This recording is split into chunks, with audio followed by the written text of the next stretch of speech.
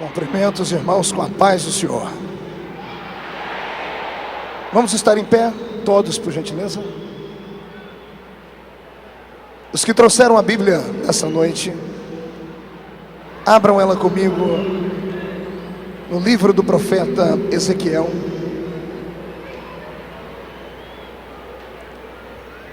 Ezequiel, capítulo de número 1.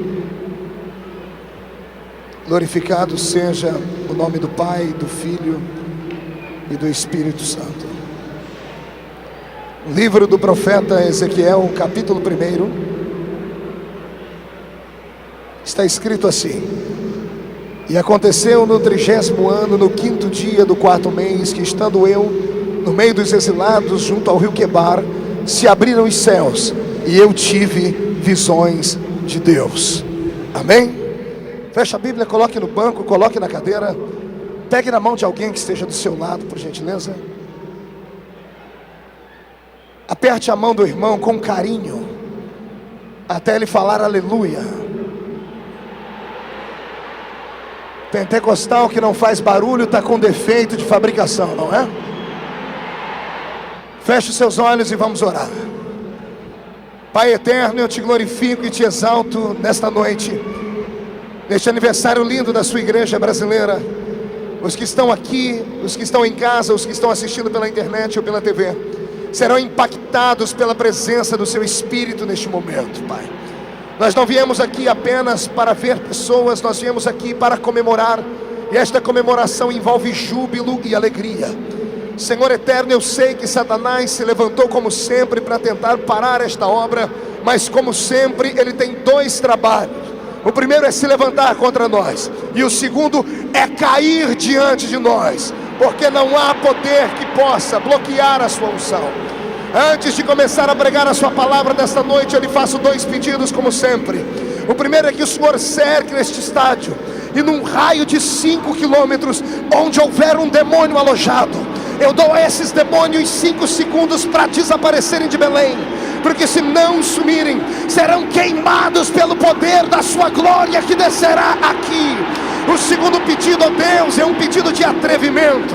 Se ainda temos crédito contigo no céu, abre a porta do seu céu sobre nós e envia para esta terra anjos nesta noite, que eles desçam trazendo brasas de fogo nas mãos, que comecem a esparramar estas brasas entre nós, e onde houver um crente batizado com o Espírito Santo, renova ele agora, meu Senhor.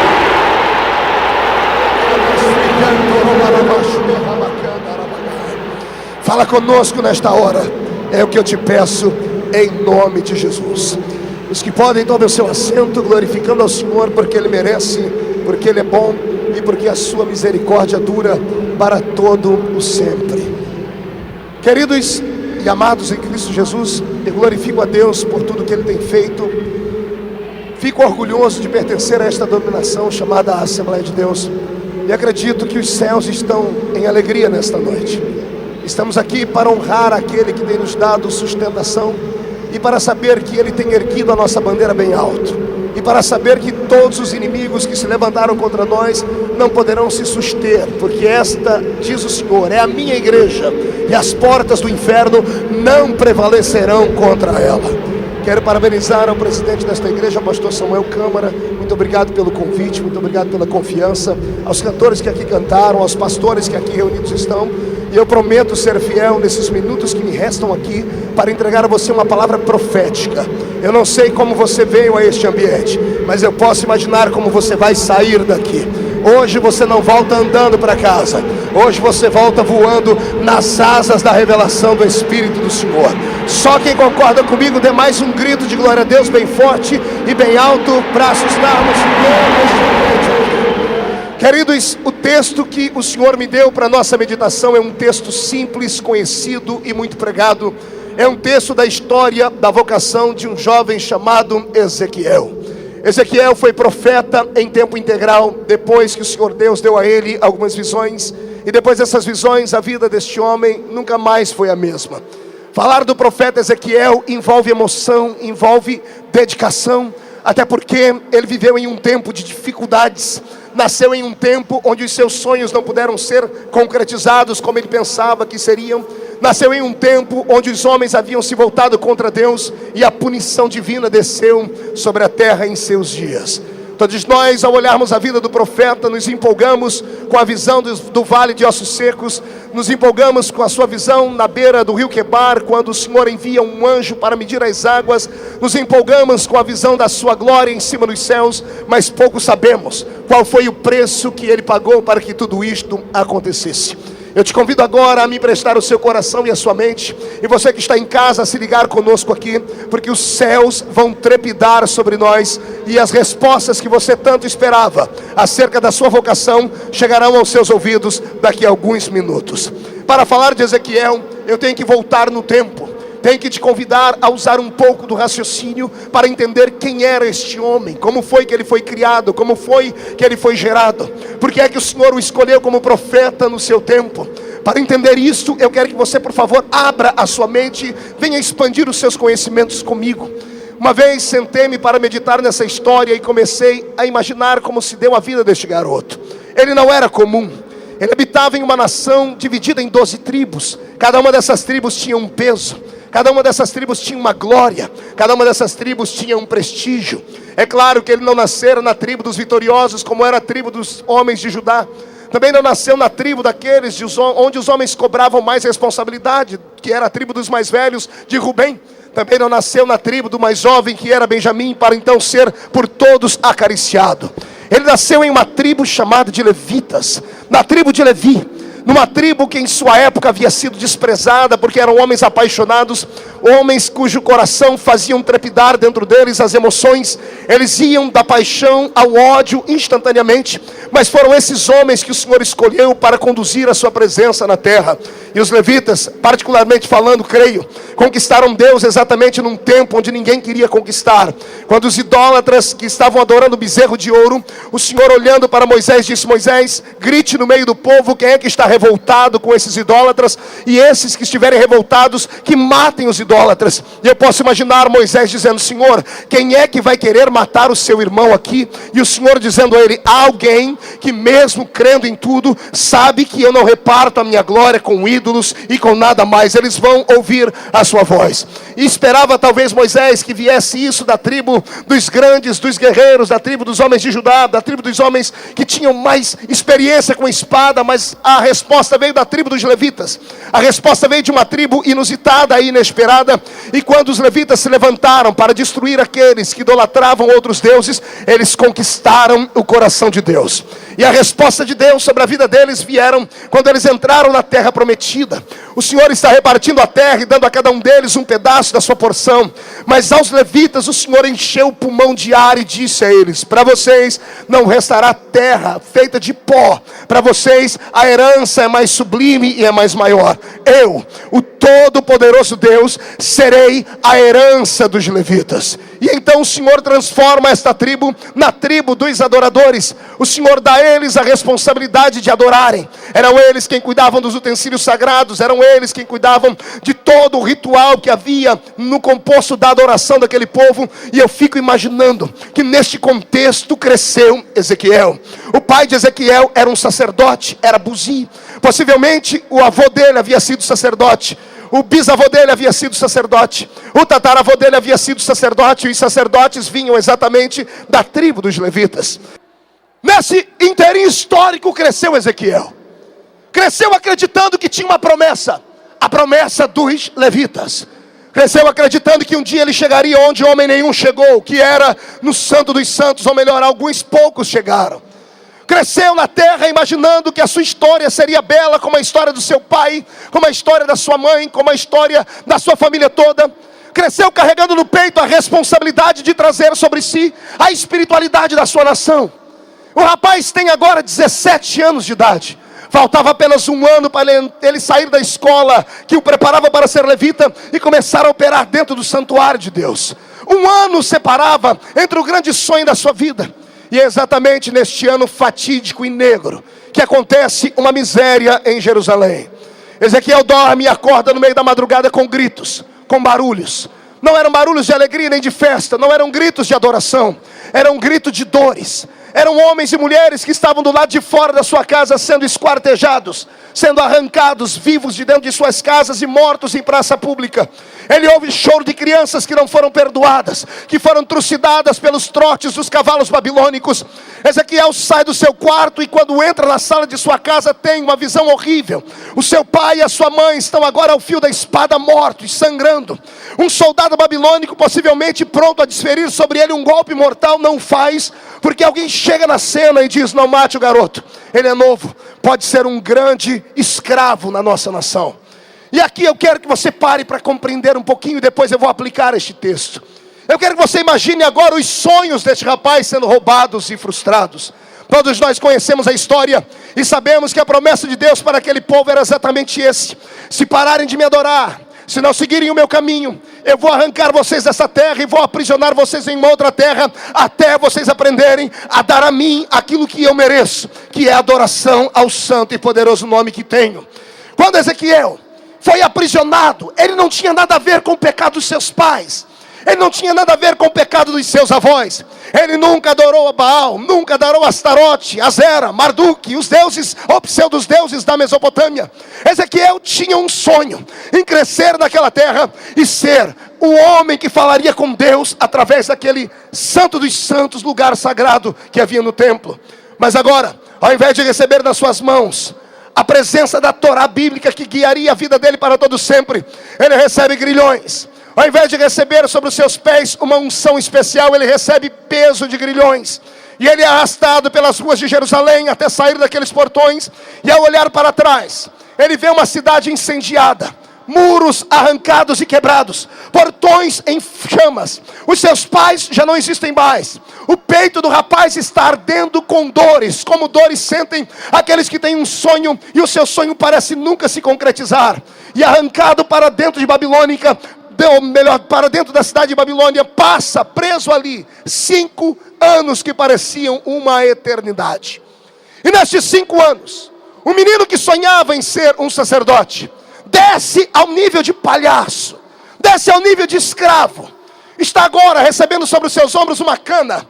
Na ponta desta cana temos um balde com água, na outra um balde com argila.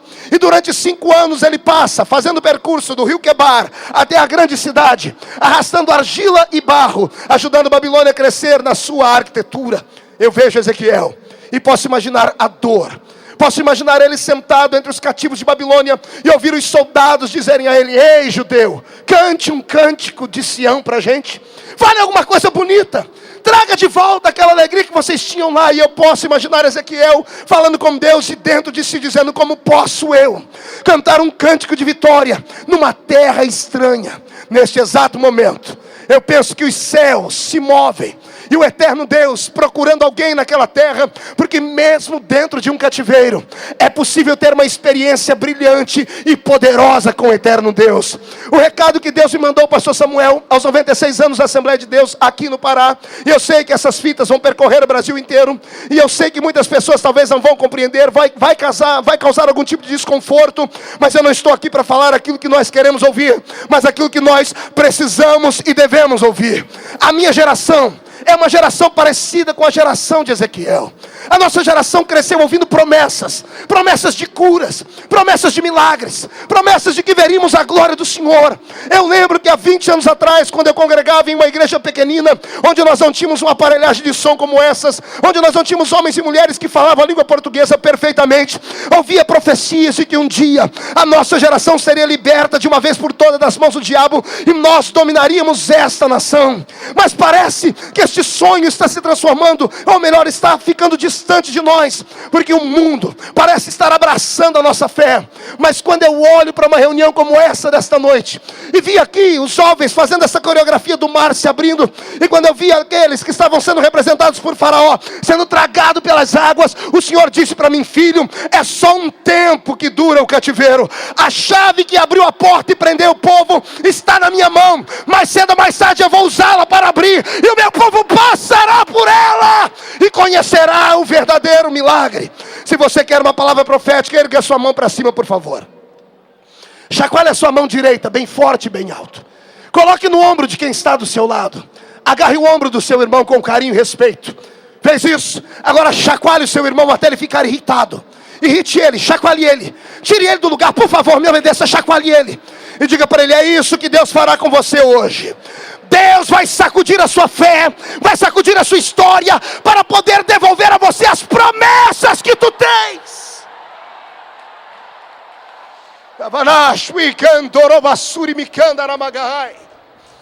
Eu viajo o mundo todo. Há 3 semanas atrás fizemos uma cruzada em Jerusalém, na escadaria do monte. E lá no Oriente Médio eu vi a necessidade da palavra. Depois de caminhar por quase 60 países do mundo como pregador, eu sinto necessidade na minha alma que eu preciso aqui gritar e dizer: essa igreja, embora seja uma igreja alicerçada na fé e na esperança, existem algumas pessoas, existem alguns demônios que tramam juntamente para tentarem transformar ela num pequeno reino de homens. E ela não é um pequeno reino de homens. A Assembleia de Deus, me perdoe as demais, não estou aqui fazendo apologia só à minha igreja, mas essa igreja não é comum. Ela nunca foi e jamais será. Deus tem um quê de especial com o seu coração. Ele trouxe esse avivamento na minha alma e na sua, porque sabe que cada assembleiano, mesmo não tendo dinheiro no bolso, se fizermos isso aqui você veria, chacoalhe um crente desse do seu lado de cabeça para baixo, não cai uma moedinha de 10 centavos no bolso dele, mas rasgue o peito dele, e você vai encontrar o Espírito Santo gritando aqui dentro dele, dizendo: glorifique e adore o meu nome. É nisso que eu paro para pensar. Eu paro para pensar que nós não sabemos quem somos direito. E quem sabe nessa noite o Senhor revele a nós quem somos. Eu passei a minha vida toda dentro desta nossa denominação, ouvindo homens tentando me moldar, homens tentando mudarem o meu pensamento, tentando apagar esta chama pentecostal. E parece que de um tempo para cá andam dizendo que nós não precisamos mais ser barulhentos. Andam dizendo que barulho acaba espantando as pessoas. Eu quero dizer a você que eu sou mais barulhento agora do que antes, porque eu sei que o meu grito, como eu disse, não fica aqui, ele atinge o céu.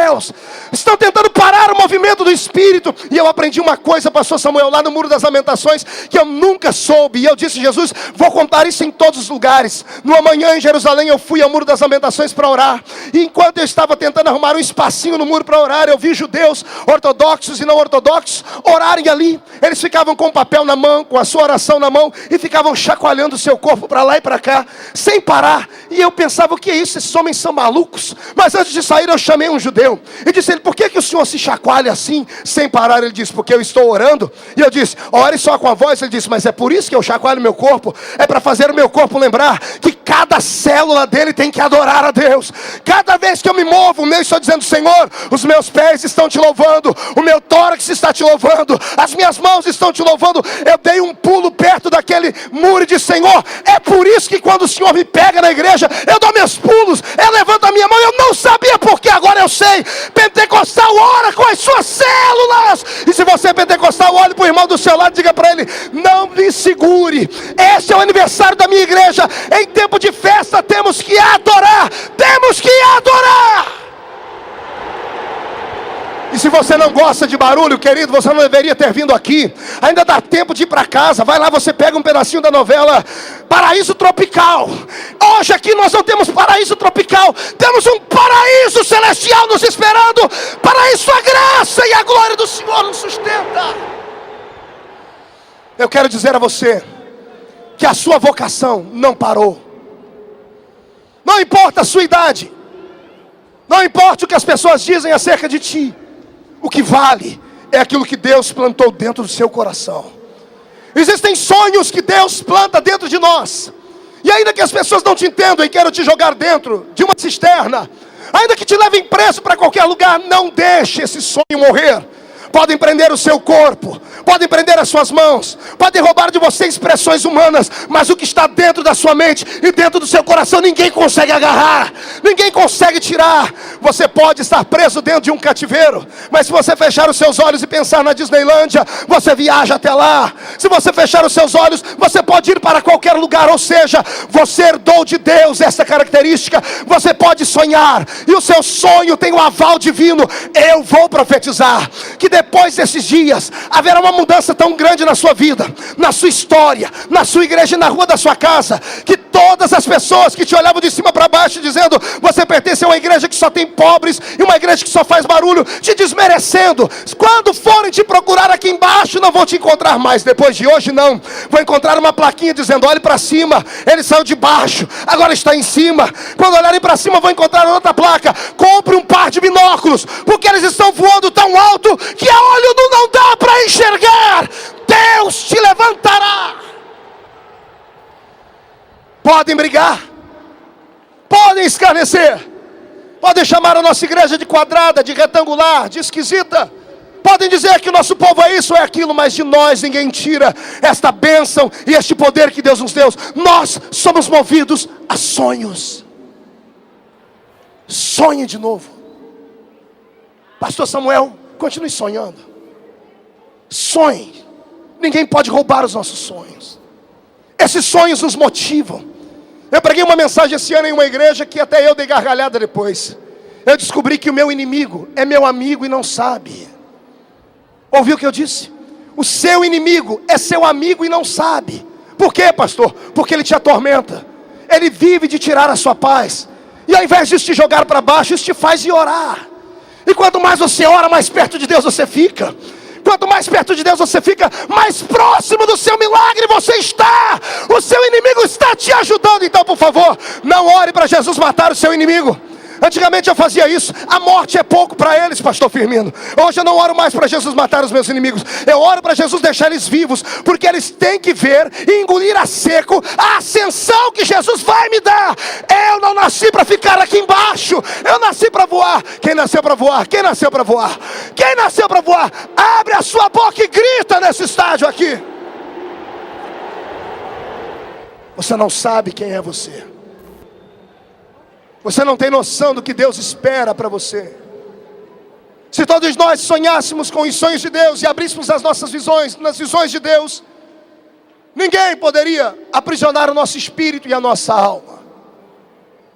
Se Deus te deu uma promessa de que você vai ver o Santo dos Santos, não olhe para as circunstâncias, não olhe para o espaço geográfico, porque se você não puder ir a Jerusalém, o Santo dos Santos vai te visitar dentro do cativeiro. A promessa de Deus é essa: Ele realizará o seu sonho no lugar onde você jamais imaginou que seria. E se o seu sonho não pode ser roubado e está na mão dele, é hora de você começar a se alegrar. É hora de você começar a esquentar as suas turbinas, porque demônios já começam a se revoltar no estado do Pará. Os que esperavam você na rua da sua casa para te atormentar vão te esperar de outra forma, com as malas arrumadas num canto e pedindo carona para sair de lá. Não tem mais para trancar ruas da sua rua hoje. Hoje a chave da rua será colocada na sua mão. Se você crê no que eu estou dizendo, por favor, gesticule gritando que essa vitória é sua, e não tem ninguém que te impeça de receber esta vitória. Não pare. Essa igreja nasceu para ser o que é: grande, forte. E sempre que Satanás tenta prendê-la, sempre que Satanás tenta escrever coisas ruins contra ela, Deus levanta alguém para trazer de volta esta alegria. Eu quero hoje dizer aos Ezequiéis da minha geração, que tem um sonho de entrar no Santo dos Santos, mas estão aprisionados na beira do rio Quebar: não desanime. Só ouça o recado de Deus para ti: põe-te em pé e falarei contigo. É a única coisa que Deus pede a você. E o interessante é que lermos o texto, vamos ficar parados, porque Ezequiel não está caído, não está deitado, não está dormindo, não está ajoelhado. Ele estava olhando para o céu e vendo as visões. E depois que viu as visões, olhando para cima de pé, Deus grita com ele: Ezequiel, põe-te em pé. E eu questionei: Deus, como é isso? E o Senhor diz: filho, não basta ficar de pé no corpo. Tem muita gente caída aqui dentro, caído aqui, vazios aqui, sem esperança aqui, entristecidos aqui, cresceram ouvindo palavras negativas, traumas causados pela sua família, desprezo vindo de pessoas que diziam que te amavam, pessoas que nunca conquistaram os sonhos deles, olharam para você e disseram que você também não conquistaria os seus. A palavra de Deus para ti nessa noite é isso: põe-te em pé Erga a sua cabeça para o céu, porque é um milagre se aproximando da sua vida. E Ele vem nesta noite nas asas do vento. E eu profetizo que todos os seus sonhos se concretizarão, porque você nasceu para ver o Santo dos Santos. Você não nasceu para ser comum. Na sua mão está a chave do maior avivamento que esse mundo já viu. Eu vou profetizar uma coisa bela e linda, e pode parecer utopia, mas não creia que é utopia, creia que é verdade. Há dentro de ti uma chamada, e essa chamada te tirará dessa terra. Não estou dizendo desse planeta, estou dizendo desta terra. E na sua mão Deus colocará uma chave que abrirá portas de avivamento por todos os cantos desse nosso mundo. Existem alguns belemitas que estão aqui, que percorrerão caminhos de avivamento, caminhos proféticos. Eu posso imaginar o que é que Deus espera para a sua vida, garoto. Para você que está aí olhando este pregador pregar, que conhece a minha história e sabe que eu não estou pregando algo que eu vi alguém dizer, eu estou pregando algo que eu vivo. Não importa a sua posição financeira, não importa a sua posição social, não importa aquilo que as pessoas disseram, repito, contra você. O que importa é o que Deus diz acerca de você. E na boca de Deus você é um instrumento, e ninguém pode roubar isso da sua história. Ninguém pode roubar isso da sua vida. Ninguém será aceito sem antes ser rejeitado. É o processo da vocação e é o processo da chamada. Se Deus não se revelou para você em tempos de bonança, espere que aí dentro do cativeiro, um dia você vai estar fazendo o cotidiano, e ao olhar para cima para tentar ajeitar os ombros e segurar a cana de uma maneira mais forte, a Shekinah que desceu no templo onde seu pai estava, vai descer sobre você para uma reunião particular. Deus quer uma reunião particular com você agora. Assembleiano, incline a sua cabeça e diga a Deus onde está o seu sonho. E diga a Deus o que foi feito das promessas. E questione a Deus se isso será para sempre. Essa vida de tormento e de angústia. Já pode ouvir a voz dele dizendo que não? Já pode ouvir a voz dele dizendo que em breve esse cativeiro vai terminar? O seu sonho é pequeno diante do sonho dele. Ezequiel, você queria ser sumo sacerdote, mas o Senhor tinha um outro plano para você, maior do que o seu. Deus queria que você fosse profeta. Sacerdote ouve o povo e fala com Deus. Profeta ouve Deus e fala com o povo. O sonho de Deus é maior do que o que você pensa. Ganash, we handerei, sui cantoro managasuria, andaramanagatashera managai. Esta é a noite onde a aliança do eterno Deus vai arrancar você do limbo, vai tirar você da penumbra, vai ressuscitar dentro de você os projetos. Erga os projetos, Assembleia de Deus. Não pare.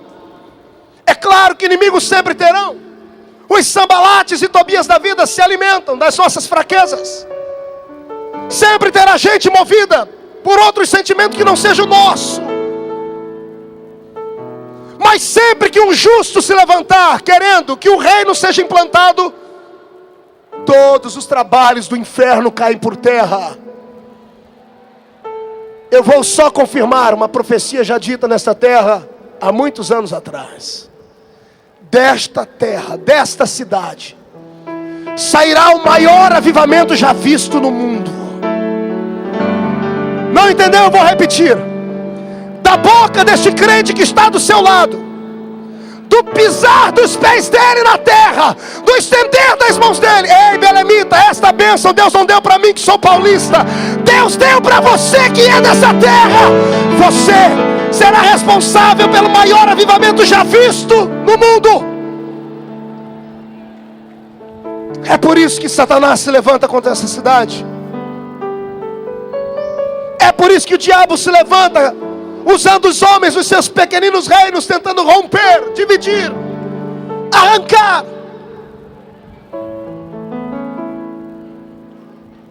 Haverá uma avalanche da glória de Deus nos nossos dias. Mas escute o que eu vou dizer: esta glória não virá através de sorrisos, virá através de choro, virá através de sangue, de dores.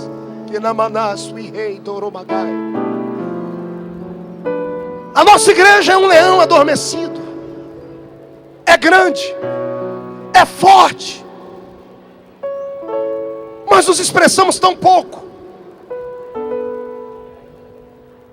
A nossa igreja tem tudo para ser uma locomotiva para arrancar almas do inferno,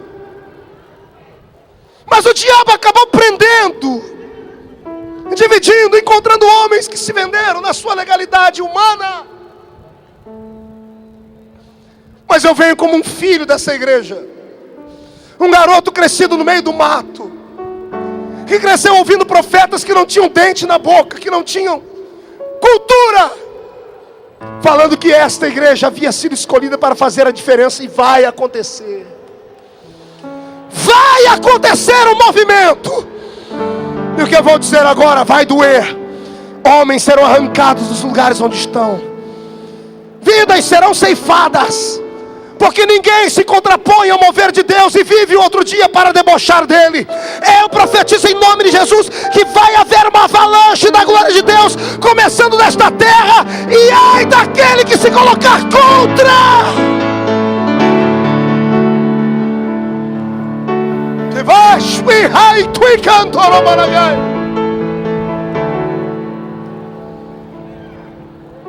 O Senhor está com o seu tabuleiro de xadrez nas mãos.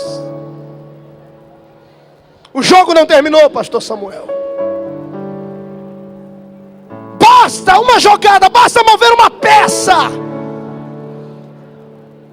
E essa jogada do checkmate está na mão do meu Deus. E hoje Ele faz uma aliança com esse povo aqui. E a palavra dele é essa: se o meu povo orar e se humilhar e clamar pelo meu nome, eu ouvirei dos céus, sararei esta terra. Se tem alguém que acredita e sente o que eu estou sentindo aqui agora, por favor, misture gritos, misture lágrimas, misture gemidos. Mostre ao diabo que nós não perdemos a batalha.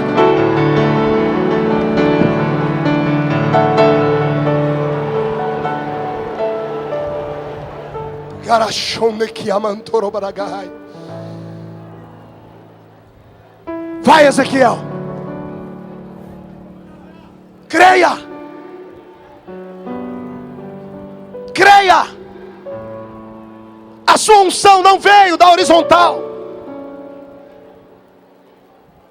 Se a nossa unção tivesse vindo da horizontal, qualquer um poderia arrancar ela de nós. Por isso eu quero desafiar todos os que estão aqui a terem coragem. Coragem. Deus não tem pacto com covardes. Deus não tem pacto com mauricinhos e patricinhas.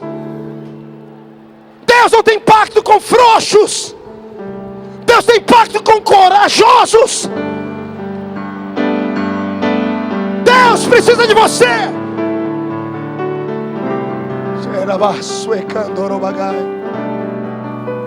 Falta perseverança.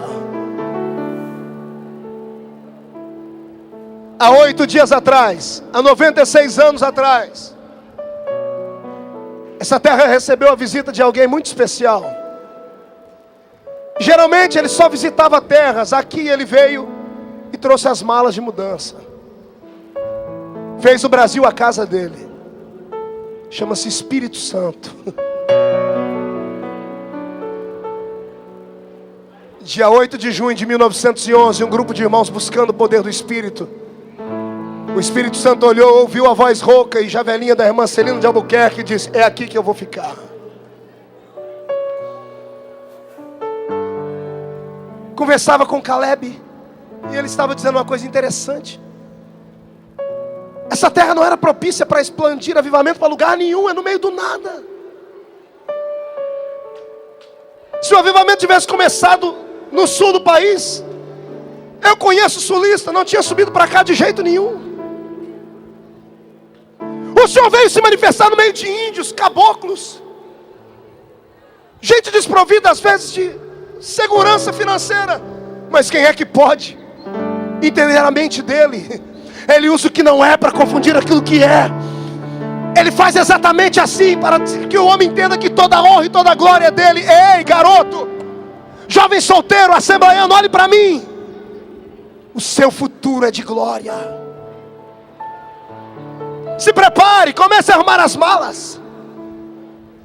Porque o Deus que eu sirvo vai te usar mais uma vez, uma unção missionária como você jamais viu. Ei, mamãe, comece a se preparar com a sua filha. Ela vai ter que trancar a universidade, porque alguns países dessa América Latina, alguns países da América do Norte, alguns estados brasileiros precisam ouvir a palavra profética dela. Pastor Firmino e outros pastores de cabelos brancos, em nome de Jesus, eu profetizo, fiquem tranquilos, nós não vamos decepcionar. Nós não vamos decepcionar. Nós não vamos decepcionar. Nós vamos mostrar a esse povo brasileiro que ainda existe na nossa vida uma unção diferente. Aqui não tem café no bule, mas tem azeite na botija. Se tiver azeite na sua botija, cai fora, Satanás!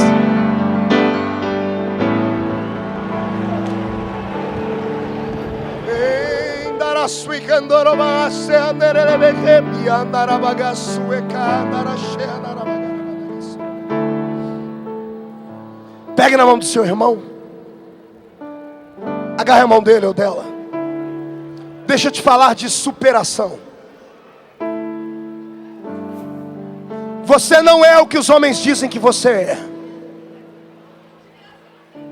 Você é o que Deus diz que você é. O problema é que nós passamos a vida inteira achando que o diabo é um pitbull e ele não passa de um vira-lata. O diabo é um vira-lata. A nossa igreja é uma bênção, mas eu tenho que fazer uma denúncia, pastor Samuel. A minha geração, faço pela minha geração. Eu passei a vida inteira numa igreja nossa e os pastores não deixavam eu falar do diabo para nada. Fale só de Jesus. E é bom falar de Jesus, é ótimo. Mas por não falar no diabo, eu não conheci ele. Eu não sei quem é ele. Como é que eu vou enfrentar um inimigo se eu não conheço ele? Quando alguém vem jogar aqui com outro time, antes o técnico reúne o time que vai jogar contra o adversário e passa VTs do jogo anterior. Você tem que saber a estratégia do seu inimigo. Eu passei a vida inteira dando moral para o diabo, achando que ele era o tal, e ele não é nada. O diabo é um infeliz, pobre, desgraçado, cego e nu, que não tem nem onde cair, vivo com de lá morto. Pastor, o senhor não tem medo dele? Não tenho medo dele, porque eu sei quem me guarda. Pastor, mas ele tem poder, eu sei, mas aquele que está em mim, você tem todo o poder.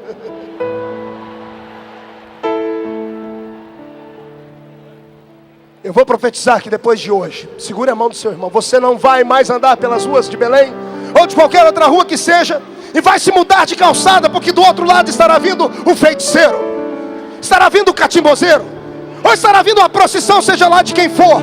A partir de hoje nós não vamos sair mais da frente. Chega de ficar na defensiva. Nós vamos partir para cima de Satanás e colocar ele no lugar dele, que é debaixo dos nossos pés. Você tem coragem para isso? Puxe a barriga, estufe o peito, segura o irmão e pergunte: tem coragem?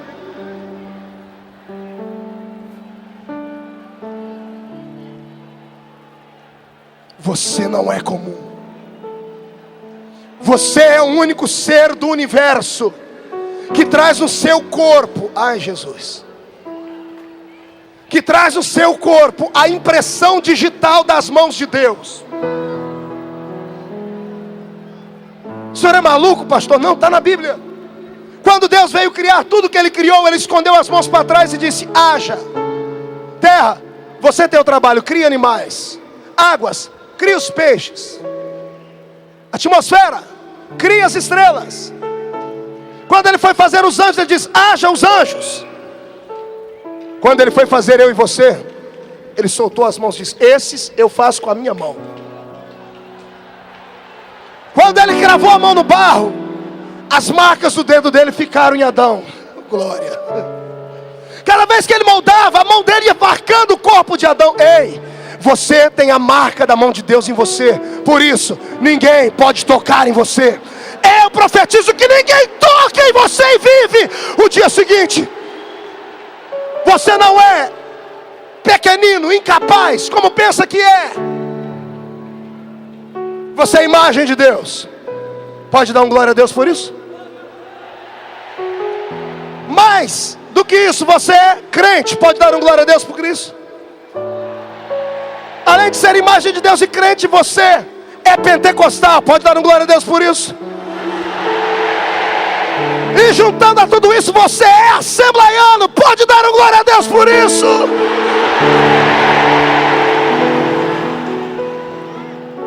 Pegou na mão do seu irmão, segure mais um pouquinho, eu já vou terminar, pastor. Ah, quer aplaudir? Isso aí é para Jesus? Se é para Ele, tem que ser mais forte.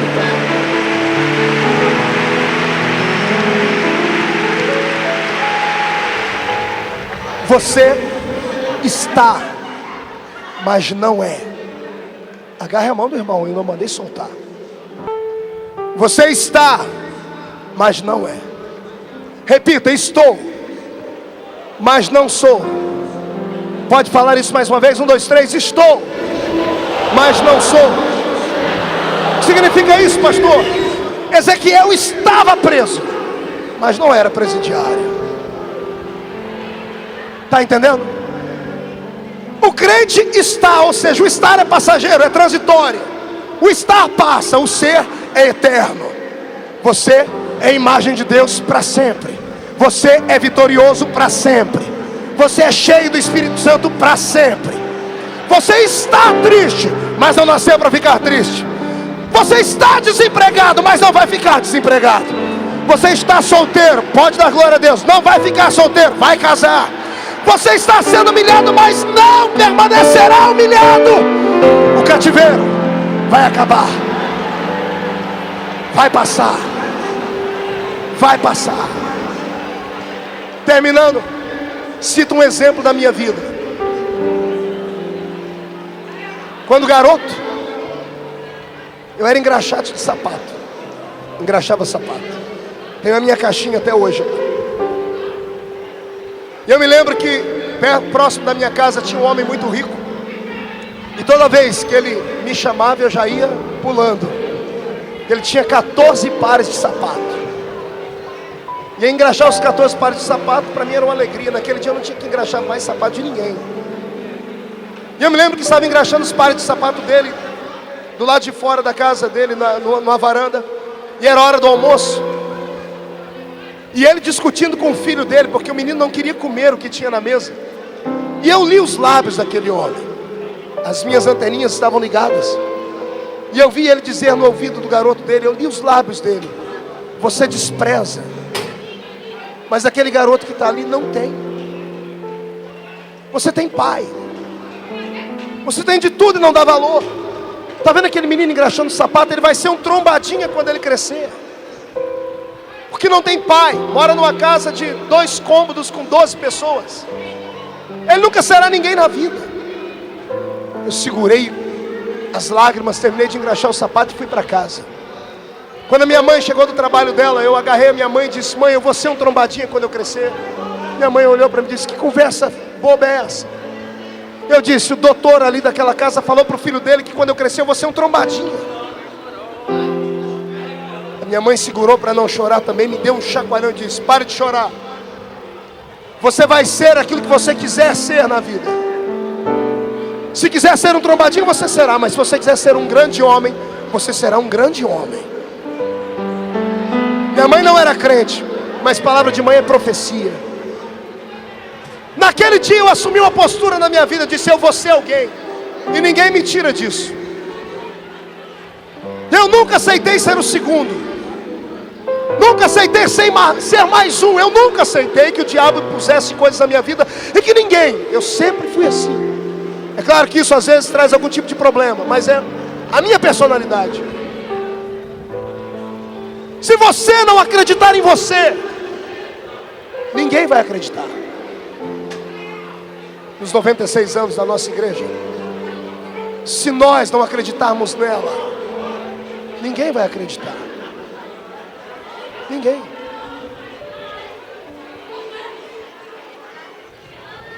Não precisa sair da nossa igreja para ir em outra, fazer hora extra lá. Respeite as outras, mas essa é a sua casa. Ah, pastor, mas as coisas não estão como eu queria. Resolva isso no joelho. Os nossos pais da fé faziam assim. Acredite.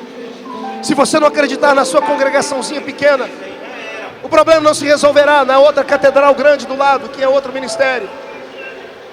A segurança, o poder e a alegria da nossa vida está na confiança que temos em Deus. Você pode qualquer coisa no nome do Senhor.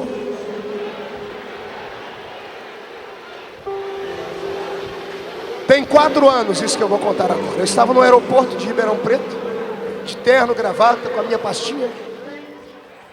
Chegou um velho perto de mim, um ancião de cabelos grisalhos, disse: eu conheço você de algum lugar. Eu disse: eu nunca vi o senhor. E ele: você mora em Ribeirão? Eu disse: não, eu moro numa cidadezinha aqui perto, chamada Orlândia. Ele disse: pois eu sou de Orlândia. Eu disse: quem é o senhor? Quando ele me disse o nome dele, tremeu tudo por dentro. Eu engasguei. Era o dono dos 14 pares de sapato. Era o homem que eu engraxava os sapatos dele. Me deu vontade de chorar, porque a imagem, a cena veio na minha mente. Porque quem bate esquece, quem apanha não. E ele olhou para mim e disse: você me conhece? Então eu disse: eu sou o garoto que engraxava os seus pares de sapato. Ele se afastou de mim, olhou e disse: rapaz, você está bonito. O que aconteceu? Você é vendedor? Eu disse: muito mais que vendedor. Ele disse: você é empresário? Eu disse: os empresários não chegam nos meus pés. Ele disse: que você é? Eu disse: eu sou ministro do Evangelho de nosso Senhor e Salvador Jesus Cristo. Ele olhou para mim e disse: como é que você conseguiu isso? Eu disse: com muito estudo.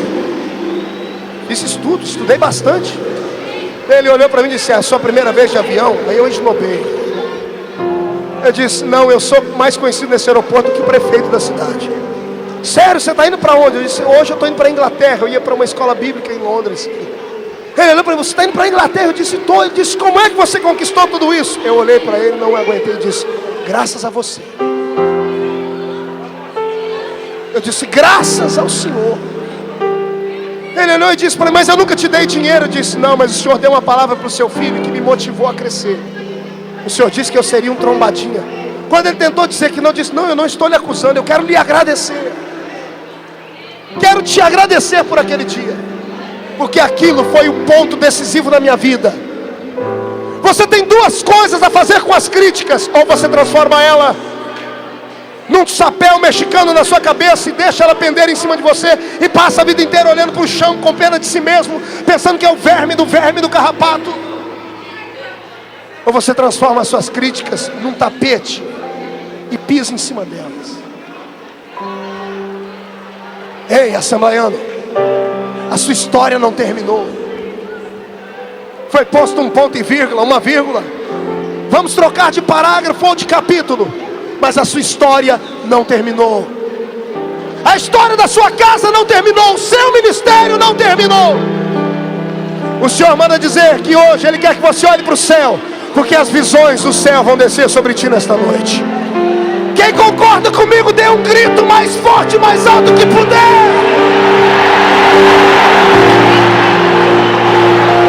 Fique de pé, por favor. Solte a mão do seu irmão agora. Agora pegue ele pelo braço.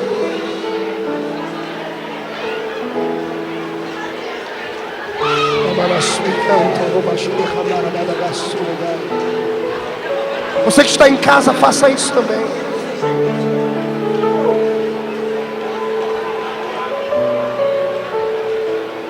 Incline a sua cabeça. O céu está aberto. O orvalho que desce do céu é profético. A terra seca dos seus sonhos e dos seus sentimentos vai voltar a brotar. O ministério vai crescer. E a unção de Deus será grande na sua vida. A minha geração tem sonhos. A minha geração tem sonhos. Eu queria antes de morrer ver paralíticos andar. Eu queria ver cegos verem, surdos ouvirem. Eu queria ver o pequenino ser exaltado. Eu quero ver, Senhor, as minhas filhas crescerem numa igreja sadia.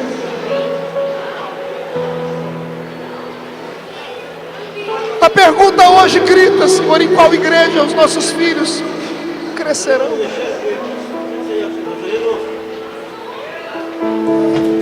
A sua igreja grita nesta noite de dentro de um cativeiro.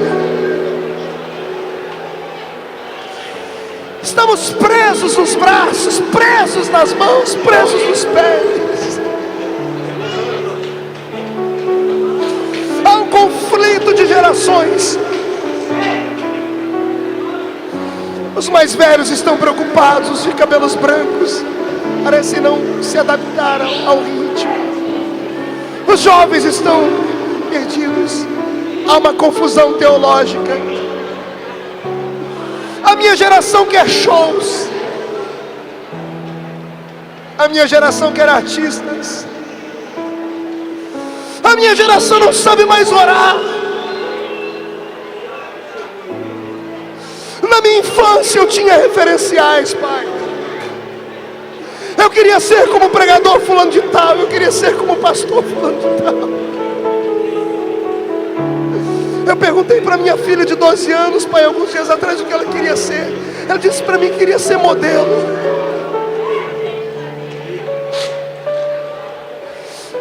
Está errado, Senhor. Senhor, esta é a sua igreja, Senhor.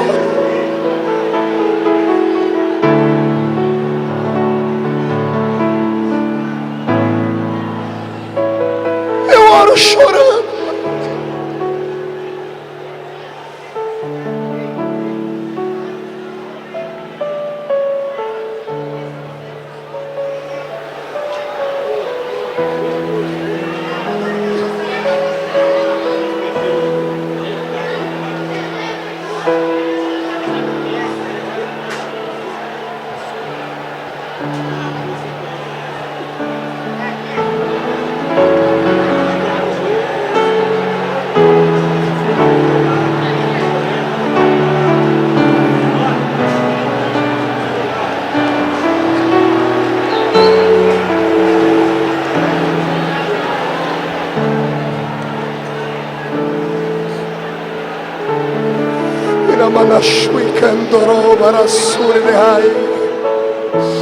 Se tu estás ouvindo essa oração, Pai, desce neste ginásio, traz a sua Shekinah, renove os crentes, Pai. Grita no nosso ouvido, dizendo que nós vamos ver. De Galavasu, Canderei, Toriande, Caradagasuria, Managai. Reveresui, Anderele, Becandoro, Sui, Teriandere, Keio, Magnatega. Darashek, Andarasuri, Mihai, Candarama.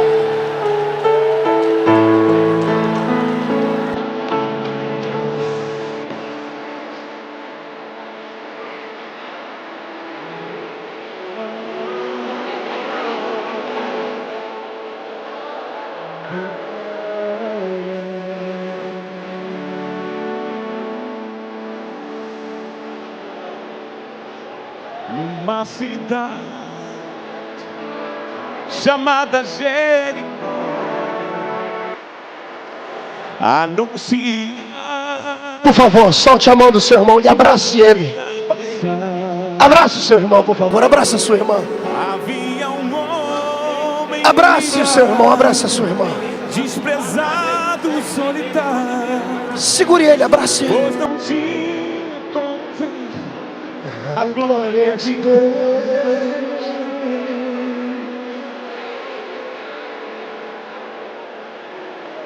Mas quando ouvi que por ali ia passar Ai, Jesus. um homem que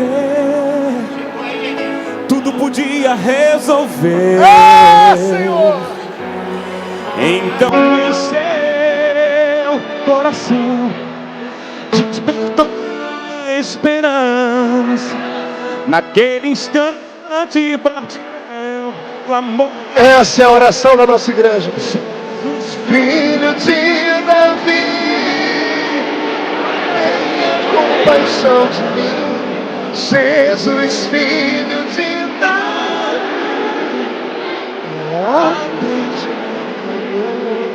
Jesus, filho de Davi, tenha compaixão de mim.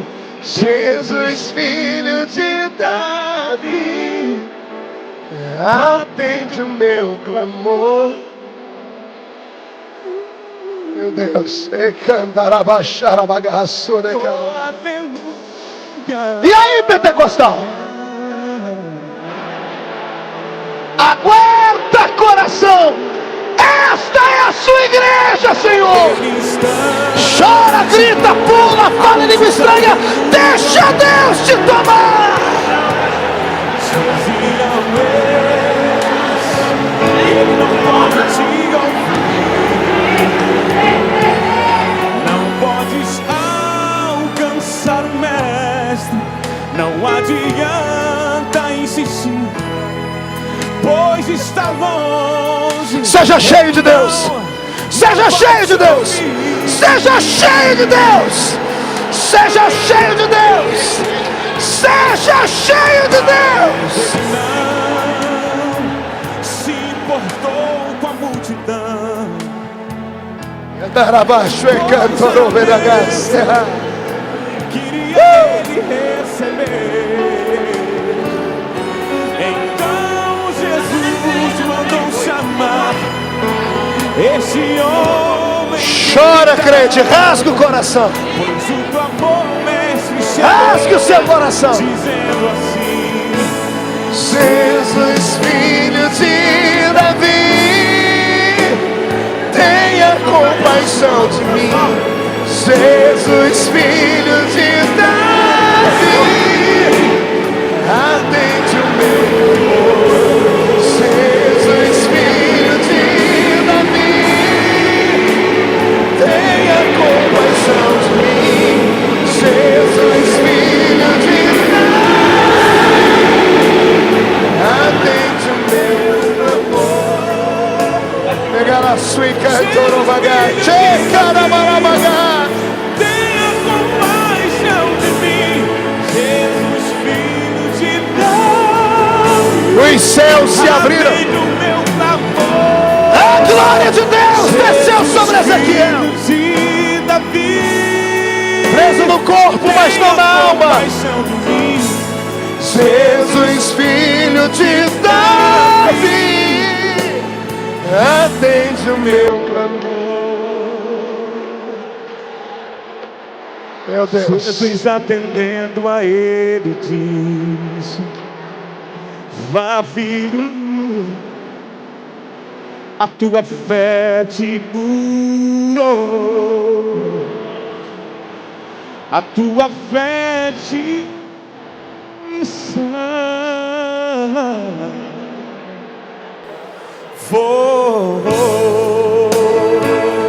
Adore ao Senhor. te salvou. Meu Deus, quem pode aplaudir a Jesus, faça. Quem pode aplaudir a Jesus, faça. Levante as duas mãos para o céu, vamos encerrar. Chacoalhe sua mão, por favor. Se alguém puder fazer uma tomada disso, faça. Faça isso na sua casa. Chacoalhe as duas mãos. Você está livre. Você está livre.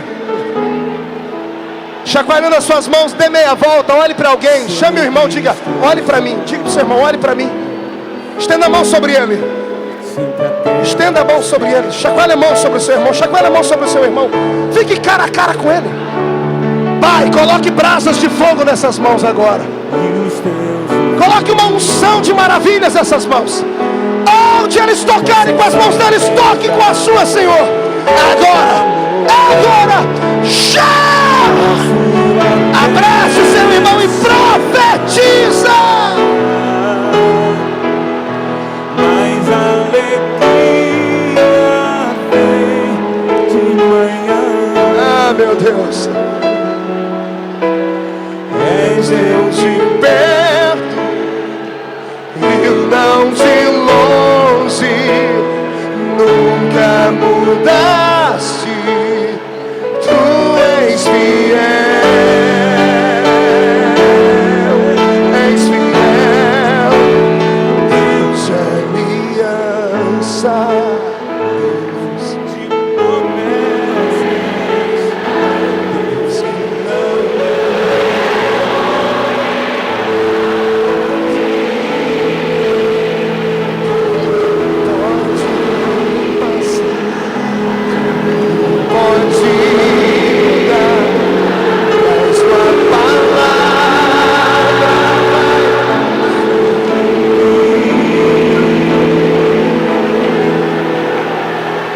direita para cima.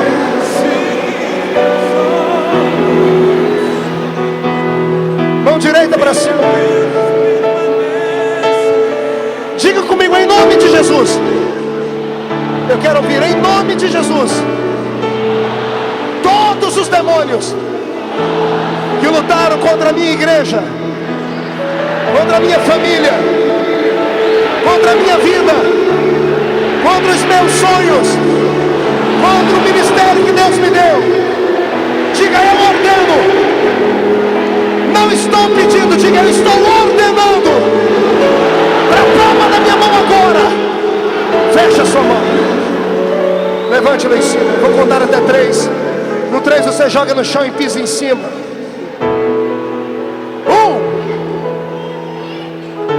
1. As portas do inferno não podem paralisar a Assembleia de Deus. 1,5, a sua vida não é mais a mesma depois de hoje. 2, haverá um reboliço na sua casa. 2,5, a sua congregação vai prosperar. 2,75, Satanás perdeu mais uma vez. 3, jogue no chão, pise em cima.